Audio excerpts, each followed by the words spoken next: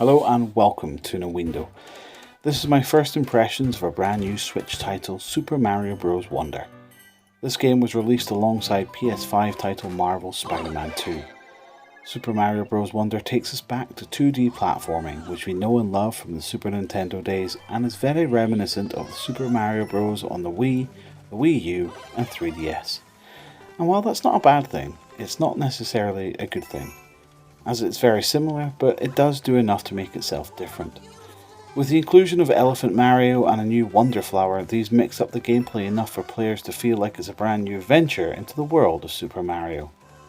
The storyline is very similar to any Super Mario game, but this time Princess Peach is not kidnapped. Instead, Bowser comes to a world called the Flower World and turns into a castle where he intends to capture all of the Wonder Seeds and take over the world, and it's down to our plucky plumber and his friends to stop him in his tracks. My first impression of this game is, I'm certainly not as enamoured as I was with the likes of Spider-Man 2 or Assassin's Creed Mirage, but that's to be expected, as it's a totally different kind of game.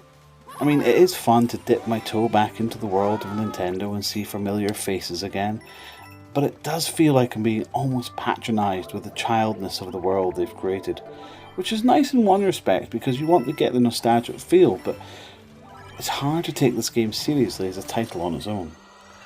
The aforementioned inclusion of Elephant Mario adds some novel to the plumber's arsenal, but that's about it.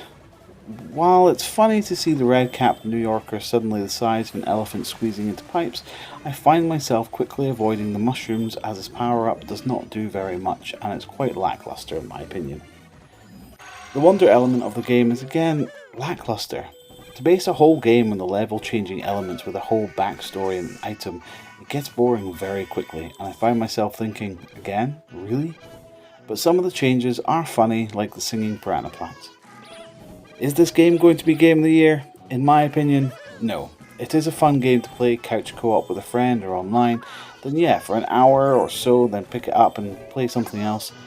For the price, I don't think it's worth it, and I would probably give this game a disappointing 7 out of 10. Thanks very much for watching, I'll see you again. Bye bye for now.